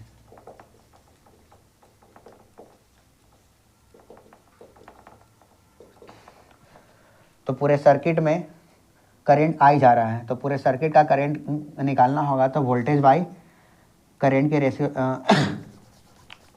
आई बराबर, जैसे कि आई बराबर ए, ओम्स लॉ के अकॉर्डिंग V बराबर I इंटू आर होता है, तो I बराबर क्या हो जाएगा, V/R, जैसे कि कुछ देर पहले लिखा हुआ था।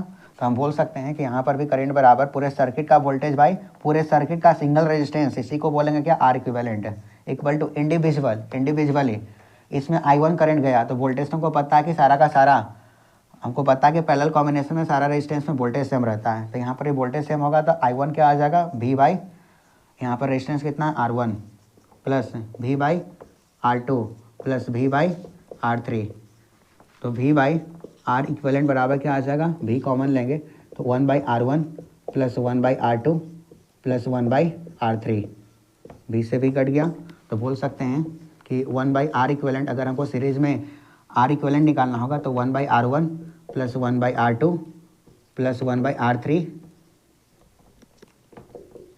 जितना रेजिस्टेंस रहेगा उतना टाइम से हम ये कर लेंगे तो हम आराम से R इक्विवेलेंट फाइंड कर सकते हैं।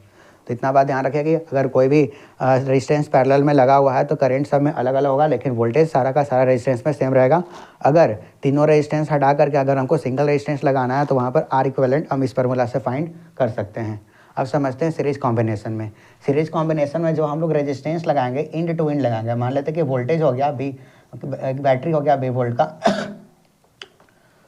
यहाँ पर एक रेजिस्टेंस यहाँ पर लगा दिया R1, एक इंड ये हो गया, तो इसके सेकेंड वाला रेजिस्टेंस इस इंड से कनेक्ट करेंगे, मतलब कि जो कॉम्बिनेशन होगा इंड टू इंड टर्मिनल में हम लोग जोड़ेंगे।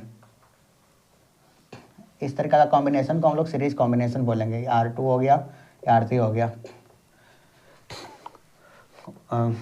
एक यहाँ पे पॉइंट नोट कीजिएगा कि पैरेलल कॉम्बिनेशन में वोल्टेज सब में सेम होता था लेकिन करंट सब में अलग अलग होता था, लेकिन सीरीज कॉम्बिनेशन में सारा का सारा रेजिस्टेंस में करंट सेम होगा। अगर सर्किट में करंट आई है तो इस रेजिस्टेंस में भी करंट आई रहेगा, इस रेजिस्टेंस में भी करंट आई रहेगा, इस रेजिस्टेंस में भी करंट आई रहेगा। लेकिन यहाँ पर जो वोल्टेज है, वोल्टेज तीनों के तीनों रेजिस्टेंस में अलग अलग रहेगा, मतलब कि V1 इसमें रहेगा, इसमें V2 रहेगा और इसमें V3 रहेगा।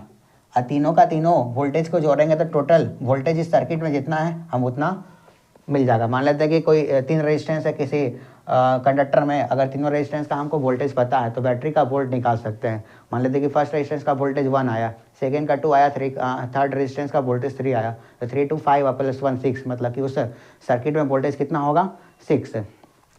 तो कहने का मतलब है कि सीरीज कॉम्बिनेशन में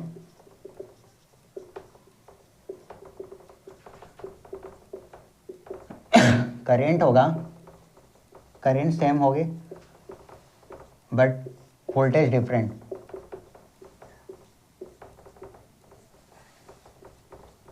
अगर टोटल वोल्टेज हमको निकालना है V1 plus V2 plus 3 resistance, तो तीनों का जोड़ देंगे, मतलब कि V बराबर क्या आ गया, V1 plus V2 plus V3 by Ohm's law V equal to I into R होता है। तो टोटल सर्किट में करंट I है और हमको मानना, हम लेट कर लेते हैं कि तीनों रेजिस्टेंस को हटा करके हमको एक सिंगल रेजिस्टेंस लगाना है। तो पूरे सर्किट में सिंगल रेजिस्टेंस निकालेंगे तो R इक्वलेंट निकालना पड़ेगा, इक्वल टू V1 वोल्टेज यहाँ का निकालना रहेगा, इसमें कितना वोल्टेज आ रहा है, क्योंकि हमको पता है कि अलग अलग रेजिस्टेंस में वोल्टेज अलग अलग होगा। तो बाय ओम्स लॉ इस रेजिस्टेंस में हम लोग वोल्टेज निकाल सकते हैं। तो वोल्टेज का फॉर्मूला क्या होता है, V equal to I into R। तो इस रेजिस्टेंस में करंट कितना जा रहा है, I, यहाँ पर रेजिस्टेंस मतलब वोल्टेज निकालना है तो V बराबर I इंटू R होता है। तो इस रेजिस्टेंस में करंट I जा रहा है और इस रेजिस्टेंस का रेजिस्टेंस कितना है, R1। सिमिलरली सेकंड में I R2 हो जाएगा और थर्ड में क्या आ जाएगा, I R3। तो ये तीनों में V1 V2 V3 वोल्टेज हो गया। तो देख सकते हैं कि I बराबर R equivalent equal to I common लेंगे तो R1 plus R2 plus R3, I से I कट जाएगा तो R इक्वलेंट बराबर क्या आ जाएगा, R1 plus R2 plus R3। तो यहाँ से हम लोग समझ सकते हैं कि अगर सीरीज कॉम्बिनेशन में R इक्वलेंट निकालना है तो हम लोग इस फार्मूला के हेल्प से निकाल सकते हैं। R इक्वलेंट बराबर R1 plus R2 plus R3। ऐसा n रेजिस्टेंस होगा तो R इक्वलेंट बराबर क्या हो जाएगा, R1 plus R2 plus R3 and so on Rn। यहाँ पर भी n होगा तो कुछ इस तरीक़ा से हम लोग फाइंड कर सकते हैं। अब हम लोग पढ़ने वाले हैं, आंसर होते चलिए।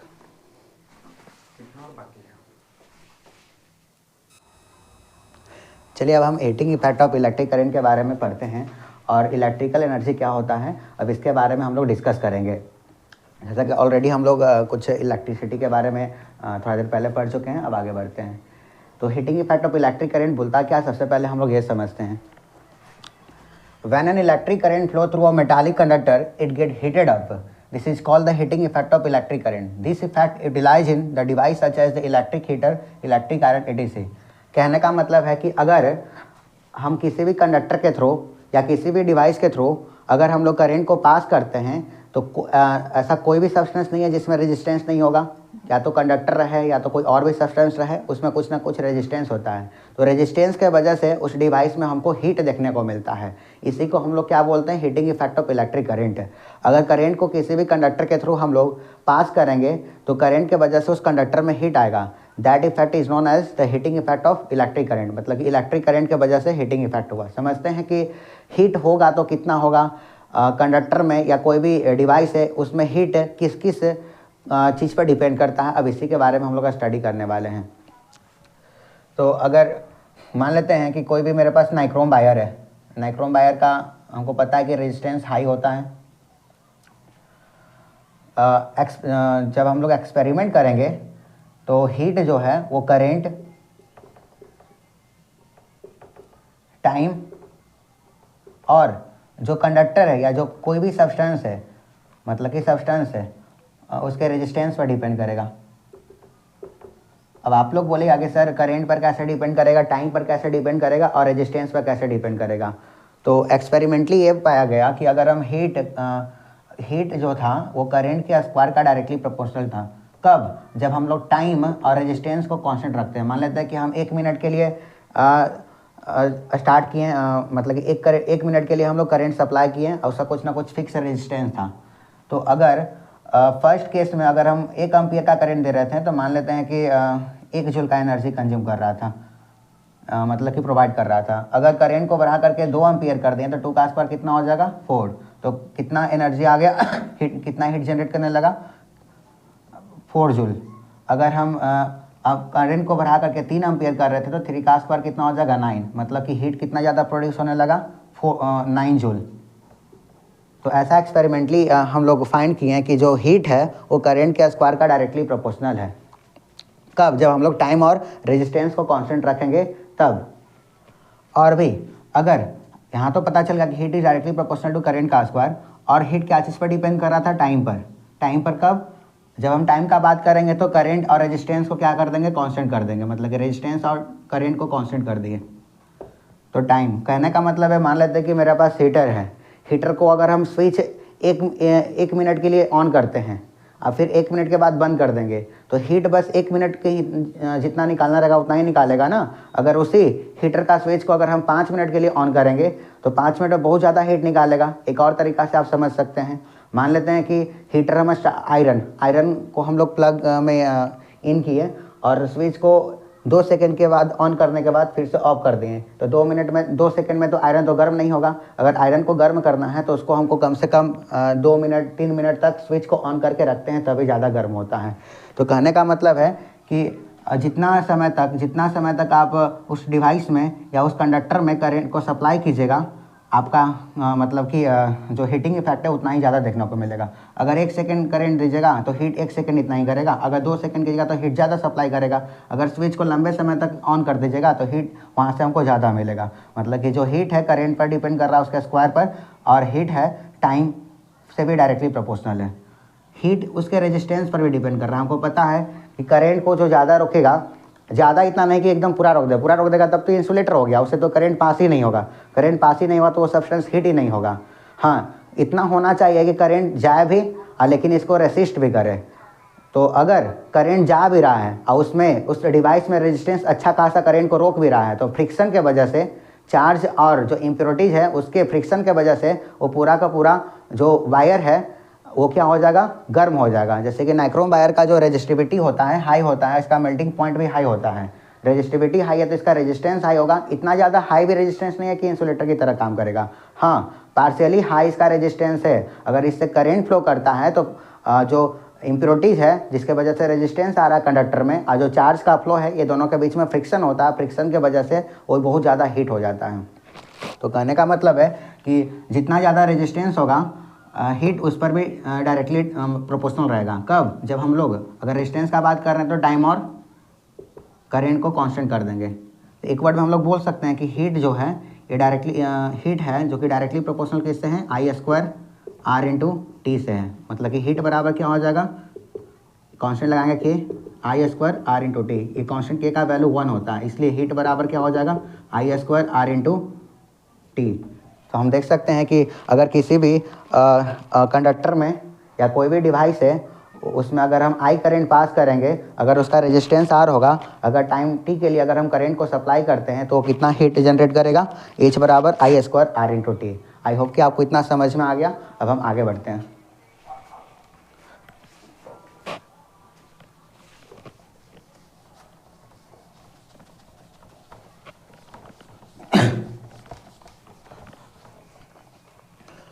तो ये समझ में आ गया, when an electric current flow through a metallic conductor it get heated up, this is called the heating effect of electric current. जब भी इलेक्ट्रिक करंट हम मेटालिक कंडक्टर के थ्रू पास करेंगे तो वो मेटालिक कंडक्टर हीट हो जाएगा और उसी को हम लोग क्या बोलते हैं, heating effect of electric current. This effect utilize in device such as, इस इफेक्ट को हम लोग किस किस डिवाइस में यूज करते हैं, इलेक्ट्रिक हीटर में गर्म करने के लिए, इलेक्ट्रिक आयरन में कपड़ा को आयरन करने के लिए इस इफेक्ट को हम लोग यूज करते हैं। गीजर वगैरह में भी यूज करते हैं। यहाँ पर देखिए, more amount of current passing through the conductor large is the rate of collision. अगर हम ज़्यादा करेंट, अगर हम कंडक्टर के थ्रू ज़्यादा करेंट पास करेंगे तो रेजिस्टेंस का जो पार्टिकल्स होगा और जो चार्ज का जो पार्टिकल्स होगा उसके बीच में कोलिजन ज़्यादा होगा, और जहाँ पर कोलिजन ज़्यादा होगा वहाँ पर फ्रिक्शन ज़्यादा होगा, और जहाँ पर फ्रिक्शन ज़्यादा होगा फ्रिक्शन कॉजेस कूलिंग। तो यहाँ पर यही पॉइंट बोल रहा है, more amount of current passing through the conductor large is the rate of collision and consequently large is the amount of heat produce. तो ज़्यादा से ज़्यादा हीट प्रोड्यूस होगा अगर करेंट को ज़्यादा देंगे तो। अब देख रहे हैं कि electrical energy, the amount of heat produce is equal to the amount of work done sending the current through the conductor. अभी जस्ट बताएं कि कितना ज़्यादा हीट निकालेगा कोई भी हीटिंग डिवाइस है, वो कितना ज़्यादा हीट निकालेगा वो डिपेंड करता है कि उसमें हम करेंट कितना सप्लाई किए हैं और उस डिवाइस का रेजिस्टेंस कितना है और कितना टाइम के लिए हम लोग करेंट सप्लाई किए हैं। तो अगर हमको हीट निकालना है कि वो कितना हीट एनर्जी को प्रोड्यूस करेगा तो I² R/T से हम लोग निकाल सकते हैं। देख रहे हैं कि I² R/2 को VIT भी लिख सकते हैं, V² R भी लिख सकते हैं। समझते हैं कि इसको ऐसा क्यों लिख सकते हैं। हमको पता है कि H बराबर क्या होगा, I² R/T। अगर मान लेते हैं कि करंट को हमको हटा देना, करंट की जगह पर हमको वोल्टेज लगाना है, तो बाय ओम्स लॉ क्या होता है, V बराबर I इंटू आर। तो I बराबर क्या हो जाएगा, V बाई आर। तो पुट कर सकते हैं I के जगह पर V बाई आर। तो V बाई आर अगर यहाँ पर हम लोग पुट करते हैं तो क्या हो जाएगा, V square by I square, एक आर से कार कटेगा तो V square T by R. ये भी हो सकता है जैसे कि V square T by R. अब इसको देखते हैं कि ये कैसे आएगा। इसमें देख रहे हैं कि इसमें रेजिस्टेंस नहीं है, मान लेते हैं कि I square R into T, ये तो फार्मूला कॉमन सा हो गया। अगर हमको रेजिस्टेंस को हटा करके बस वोल्टेज और करंट में खेलना है तो कैसे करेंगे, I स्क्वायर आर को हम लोग क्या लिख सकते हैं, यहाँ से आर को हम लोग क्या लिख सकते हैं, V बाई आई। अरे भाई रेजिस्टेंस बराबर V बाई आई होता है ना, तो यहाँ पर रेजिस्टेंस का वैल्यू हम लोग V बाई आई पुट कर देंगे। अगर V बाई आई अगर यहाँ पर हम लोग पुट करते हैं तो टी यहाँ पर रहेगा, I से I एक कटेगा तो क्या बचेगा, I V T, इसी को क्या बोलते हैं, V I T।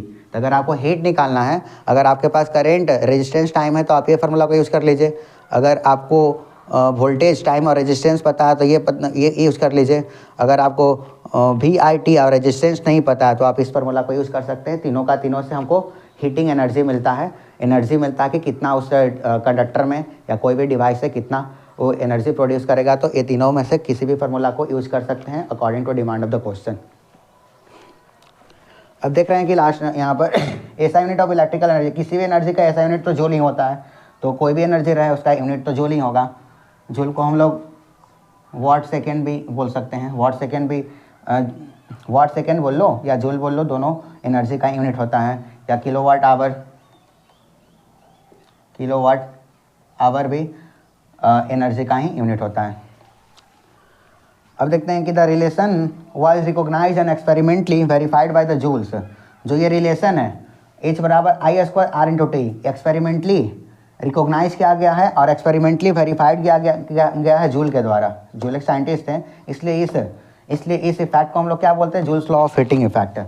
मतलब कि heating effect of electric current को हम लोग joules law of heating effect भी बोल सकते हैं। क्यों, क्योंकि एक्सपेरिमेंटली जो ऑब्जर्व किए थे जूल किए थे, इसलिए अपने नाम पर इस इफेक्ट का नाम क्या रख दिए, joules law of heating effect.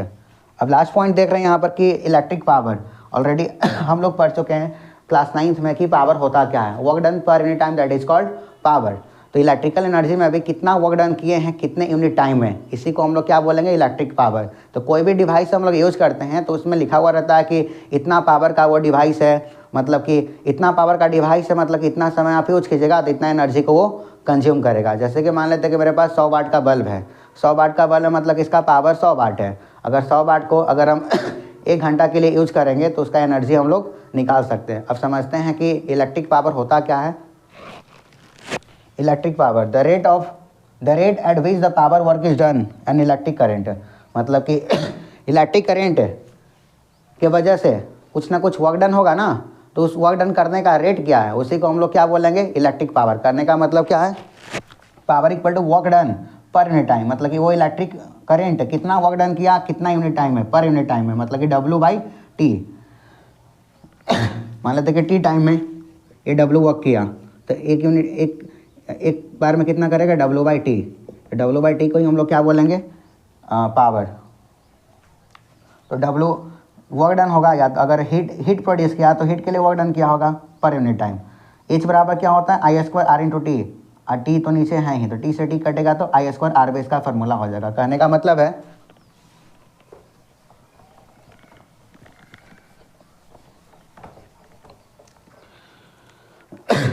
बता कि पावर बराबर क्या होता है, work done per unit time. तो वर्क डन बराबर W बाई टी हो जाएगा। वर्क डन को हम लोग एनर्जी भी बोल सकते हैं। मान लेते हैं कि हीट एनर्जी प्रोड्यूस कर रहा है तो वर्क डन हीट एनर्जी को बनाने में ना किया होगा वो, तो एनर्जी बाई टाइम भी कर सकते हैं, मतलब कि H बाई टी, ये भी फॉर्मूला हो जाएगा। हमको पता है कि H बराबर क्या होता है, H बराबर I square R into T, I square R into T, और टी तो ऑलरेडी यहाँ पर है तो टी से टी कटेगा तो वर्क पावर बराबर क्या आ जाएगा, आई स्क्वायर बाई आर। हमको ये भी पता है कि H बराबर भी आई टी भी लिख सकते हैं। अगर टी यहाँ पर रहेगा, टी यहाँ पर रहेगा, ये टी से टी कटेगा तो भी आई हो जाएगा। और लास्ट केस में हमको ये भी पता है कि H बराबर V square by T by R भी होता है, मतलब कि हमको पावर बराबर जैसे कि क्या गिवन है, H बाई टी, तो एच बराबर हम ये पुट करते रहे V square T by R, V square T by T into T R, और नीचे तो ऑलरेडी टाइम गिवन है, तो क्या हो जाएगा V square T R T, T से टी कटेगा तो क्या आ जाएगा वी स्क्वायर बाई आर। तो एक वर्ड में हम लोग एक लाइन में यहाँ पर हम बता दे रहे हैं कि पावर बराबर क्या हो जाएगा, या तो एच बाई टी कर लो, या तो डब्ल्यू बाई टी कर लो अगर गिवन है तो, या तो I square by R, V by I और वी स्क्वायर बाई आर। अगर आपके ऑब्जेक्टिव टाइप में क्वेश्चन आ गया कि बताओ कि which of the following is the formula of power, तो ये सब में से कोई भी एक रहेगा तो आप आराम से फाइंड कर सकते हैं। या ऐसा भी क्वेश्चन आता है कि आ सकता है कि इसमें से कौन सा पावर का फार्मूला नहीं है, तो अगर आपको ये सब करने आएगा तो कौन सा नहीं है वो आप ऑटोमेटिक सेलेक्ट कर लीजिएगा। अब यहाँ पर आप देख सकते हैं कि the SI unit of electric power is what. हम ऑलरेडी बता चुके हैं कि जो पावर का जो यूनिट होता है वॉट होता है। क्यों? जैसे कि हमको पता है कि जो एनर्जी एज का जो यूनिट था क्या था वॉट सेकेंड, वॉट सेकेंड, और नीचे भी क्या है टी का टाइम का हो जाएगा सेकेंड, सेकेंड से सेकेंड कटेगा तो क्या बचेगा वॉट, मतलब कि पावर का यूनिट क्या हो जाएगा वॉट। 1 किलो वाट बराबर 1000 वाट होता है और 1 मेगा वाट बराबर 10 का पावर 6 वाट होता है। ये सब तो कॉमन चीज़ें आप लोग क्लास 8 से ही पढ़ते आ रहे हैं। 1 हॉर्स पावर याद रखिएगा, 1 हॉर्स पावर बराबर कितना वाट होता है 746 वाट होगा। 1 हॉर्स पावर इक्वल टू 746 वाट होता है। जैसे कि मोटर आता है 1 HP का 2 HP का, तो 1 HP करने का मतलब क्या है उस मोटर का पावर कितना होगा 746 वाट। ऐसे आप देखिएगा समरसेबल मोटर वगैरह में तो या तो 1 HP लिखा हुआ रहेगा और बराबर में क्या लिखा हुआ रहेगा 0.75 किलोवाट, मतलब कि इसका कहने का मतलब ये होता है। जो किलोवाट आवर है, किलोवाट आवर किसका यूनिट है एनर्जी का। देखिए किलोवाट बस रहता, अगर बस किलोवाट रहता तो ये एक किसका यूनिट था पावर का, लेकिन किलोवाट आवर मतलब कि टाइम भी जोड़ दिया। क्यों? क्योंकि हमको पता है कि पावर बराबर क्या होता है वर्क डन बाई टाइम, या पावर बराबर क्या होता है एनर्जी बाई टाइम। तो एनर्जी बराबर क्या हो जाएगा पी इंटू टी, टी उस तरफ जाएगा तो मतलब कि पी का यूनिट क्या होता है किलोवाट और टाइम का क्या हो जाएगा आवर, मतलब किलोवाट आवर किसका यूनिट हो जाएगा एनर्जी का।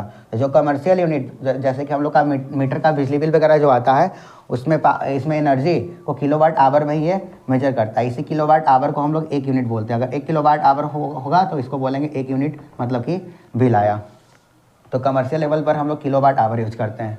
अब हम लोग समझते हैं कि डोमेस्टिक लेवल पर हाउस होल्ड में हम लोग क्या यूज़ करते हैं, बल्ब यूज करते हैं, फ्यूज यूज करते हैं, आयरन यूज करते हैं। इसके बारे में अब हम डिस्कस करेंगे।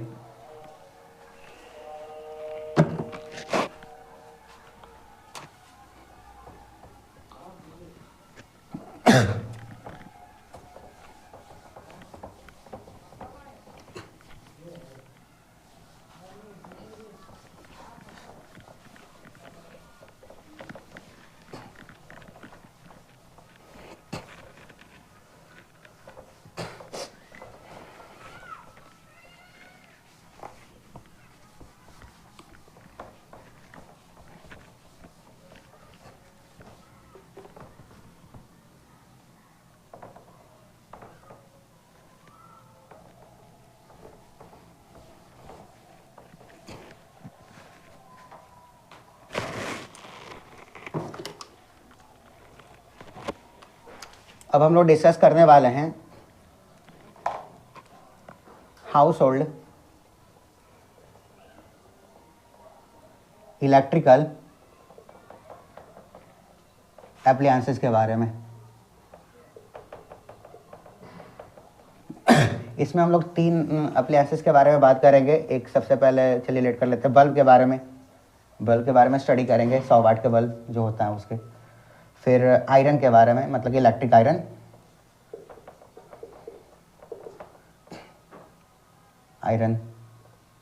नहीं तो हीटर के बारे में भी कर सकते हैं। चलिए डाइए आयरन के बारे में डिस्कस करते हैं। और एट लास्ट हम लोग चलिए फ्यूज के बारे में, फ्यूज कैसे काम करता है इसके बारे में। तो हमको पता है कि जो 100 वाट का बल्ब होता है इसका स्ट्रक्चर कुछ इस टाइप का होता है। इसका यहाँ पर एक ये वायर रहेगा, इस वायर को हम लोग क्या बोलते हैं फिलामेंट। जो इलेक्ट्रिक बल्ब होता है 100 वाट का, इसमें एक वायर यही वायर तो लाइट अप करता है, यही वायर तो हीट होता है। इस वायर को हम लोग क्या बोलते हैं, फिलामेंट, जो कि प्योर टंगस्टन से बना हुआ रहता है, प्योर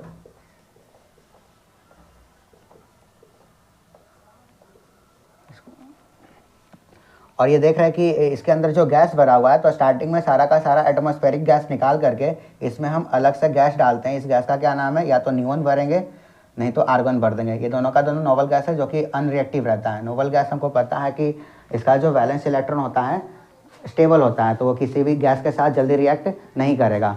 तो अगर इसमें से सारा का सारा गैस निकाल करके अगर नियोन और आर्गन इसमें भर देंगे तो ये फिलामेंट को ऑक्सीडेशन होने नहीं देगा। ऑक्सीडेशन होने नहीं देगा मतलब कि इस फिलामेंट का लाइफ क्या हो जाएगा, लाइफ इंक्रीज हो जाएगा। मतलब कि ऑक्सीडेशन होगा तो ये बल्ब तुरंत फ्यूज हो जाएगा, पिघल जाएगा, टूट जाएगा, बल्ब तुरंत खराब हो जाएगा। मतलब इसका लाइफ क्या कर देगा, लाइफ इंक्रीज कर देगा। कब, जब हम लोग अंदर का सारा एटमॉस्फेरिक गैस निकालने के बाद इसमें नियोन आर्गन को फिल कर देंगे तो। और जो टंगस्टन होता है इसका मेल्टिंग पॉइंट भी बहुत हाई होगा, लगभग 3000 डिग्री सेल्सियस से ऊपर। और जो इसका रेजिस्टेंस भी होगा वो भी हाई होगा, रेजिस्टेंस हाई है तभी ना ये गर्म हो जाता है बल्ब। और इतना ज़्यादा गर्म होता है कि ये लाइट एमिट करने लगता है। उसी लाइट को हम लोग यूज करने के लिए घर में बल्ब लगाते हैं। तो मेरे ख्याल से आपको ये बल्ब के बारे में समझ में आ गया होगा। अब बढ़ते हैं इलेक्ट्रिक आयरन के बारे में। इलेक्ट्रिक आयरन को मेनली हम लोग क्यों यूज करते हैं, हीटिंग पर्पज़ के लिए।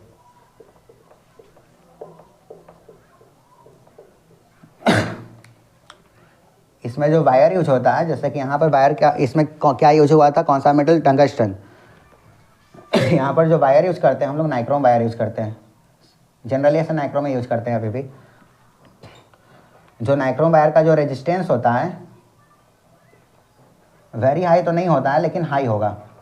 अगर बता चुके हैं जिस डिवाइस का रेजिस्टेंस हाई होगा, अगर उससे करंट हम पास करेंगे तो जूल्स लॉ ऑफ हीटिंग में हम लोग पढ़ चुके हैं कि वो बहुत ज़्यादा हीट प्रोड्यूस करेगा। तो नाइक्रोम वायर में भी अगर हम करंट पास करेंगे तो क्या हो जाएगा, हीट हो जाएगा। कब, जब करंट को सप्लाई करेंगे।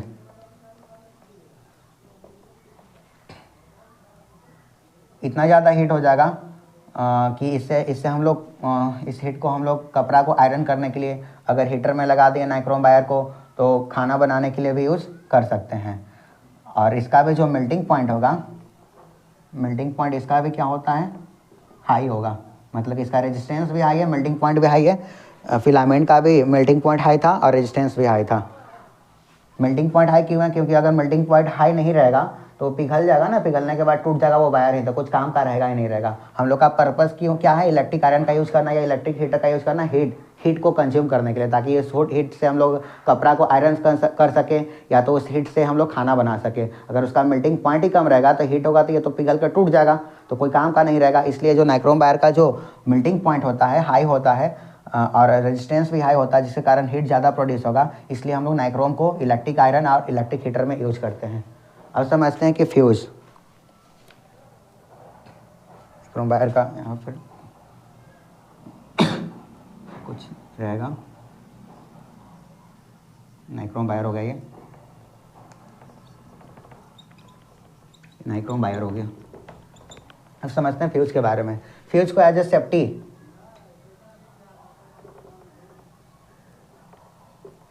मेजर के लिए यूज़ करते हैं। जनरली जो फ्यूज रहेगा या तो प्योर टीन से बना हुआ रहेगा, नहीं तो एलॉय होता है जो कि टीन प्लस लीड के मिक्सचर से बनता है, इससे भी बना सकते हैं। या तो प्योर टीन से बना दीजिए। चलिए इसको हटाइए, सिलेबस में नहीं है। जनरली जो फ्यूज होगा ये एलॉय रहता है जो कि टीन प्लस लीड, जिसमें हम लोग टीन का कुछ परसेंटेज मिलाएंगे, 63% टीन मिलाएंगे, तो लीड भी मिलाएंगे थोड़ा कम, 27% के आसपास। तो जो ये एलॉय होता है, इस एलॉय को हम लोग जो ये फ्यूज का जो वायर होगा इसमें हम लोग यूज करते हैं। तो ये फ्यूज का वायर किस एलॉय से बना हुआ है, टीन और लीड के एलॉय से बना हुआ है।